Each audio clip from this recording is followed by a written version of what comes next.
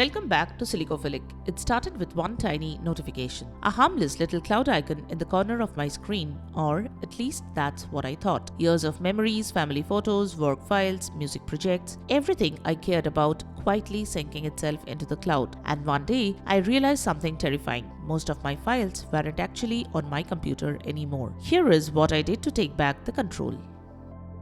The discovery. The day my files stopped belonging to me, I opened my documents folder expecting the usual comfort. Years of photos, videos, work files, downloads, memories all sitting safely on my computer. But something looked wrong. Everything I looked, tiny blue cloud icons had replaced the normal file symbols. At first, it didn't seem serious. Then it hit me. Those clouds meant the files weren't really on my PC anymore. They were online only, stored somewhere else, controlled by OneDrive, and suddenly a terrifying thought crossed my mind. What happens if the internet goes down? What if OneDrive disconnects? What if Microsoft logs me out? What if syncing fails? Would my files just vanish? That was the moment panic kicked in, because I realized something most people never notice until it's too late. My computer had quietly stopped being fully mine.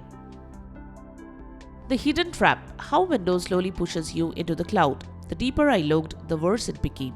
Microsoft gives you only 5 GB of free OneDrive storage. That sounds like enough until your desktop backups, photos, screenshots, downloads, and documents start syncing automatically. Then suddenly the warnings begin. Storage almost full, upgrade your plan, buy more space, subscribe now. You get these warnings again and again. It didn't feel helpful anymore. It felt like pressure, like my own computer had turned into a rental service. My files were being held hostage behind subscriptions and cloud storage limits. And the worst part is most people never consciously choose this. Windows quietly enabled syncing during setup. One click on next, one accidental permission, and suddenly your personal folders are tied to Microsoft's servers forever.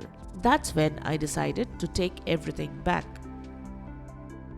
The Great Recovery: downloading my files back from the cloud. I decided to rescue every file, and this is what I did. I clicked the little OneDrive cloud icon hiding in the system tray, then opened Settings, then Sync and Backup, then Advanced Settings. Buried deep inside the menus was the option that mattered most: download all files under Files on Demand. This was a real turning point. Enabling that option forces OneDrive to bring everything back into the physical computer: photos, videos, documents, music, desktop files, downloads, and everything. At first, nothing dramatic happened. Then slowly the blue cloud icons started changing. One by one, clouds became green check marks. And that green check mark meant freedom. It meant the file physically existed on my hard drive again, not floating somewhere online, not dependent on internet access, not trapped behind a sync service. For the first time in a long while, my files felt real again. They were local, offline, and safe.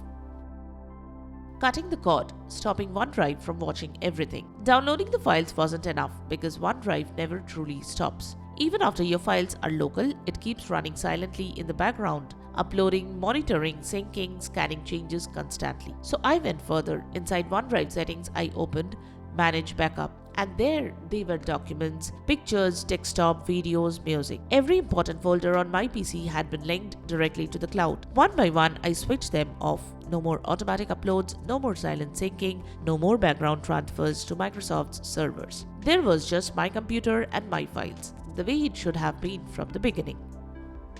The final battle: stopping OneDrive from coming back. Most people stop after disabling sync. That's the mistake because OneDrive has a habit of returning. After Windows updates, after reboots, after Microsoft decides it knows better than you. So I went deeper into the system. I opened the Task Manager. You can press Ctrl plus Shift plus Escape, then head to the Startup tabs. Then find OneDrive, right-click on it, and select the Disable option. Now there was no automatic launch, no hidden syncing after boot. But even then, Windows still had backup systems waiting quietly in the shadows. The secret control center, where OneDrive really hides. Deep inside Windows lives something most users never touch: the task scheduler. This is where Windows automates tasks behind the scenes. And there they were, waiting. OneDrive Startup task, OneDrive Update task, OneDrive Reporting task. Windows had scheduled OneDrive to relaunch itself automatically whenever it wanted. So I disabled every single task manually. Here is what I need to do. Open Task Scheduler using Windows Search. Double-click on the task and select the Disable option. Disable all these tasks one after the other. That was the exact moment OneDrive finally lost control. The silence after the cloud was gone. Then came the real test. I restarted the computer, the screen loaded. Windows booted normally, and then there was silence. No cloud icon, no syncing notifications, no backup recommended pop-ups, no upload activity, nothing. Just a normal computer again, fast, quiet and private. My files stayed exactly where they belonged. Modern computers are slowly teaching people to depend on the cloud for everything: photos, documents, backups, even the desktop itself. And for some people that's convenient, but convenience comes at a cost of control. The moment your files only exist online, they stop truly belonging to you. Taking them back isn't just about storage space. It's about ownership, privacy, independence, and the peace of mind of knowing your memories and working are sitting safely on your own machine, not somewhere far away behind a subscription screen. In the end, I didn't just disable OneDrive, I reclaimed my PC. If this video helped, hit like, subscribe for Windows fixes, and share your own experiences in the comments. Thanks for watching, and we will see you in the next one.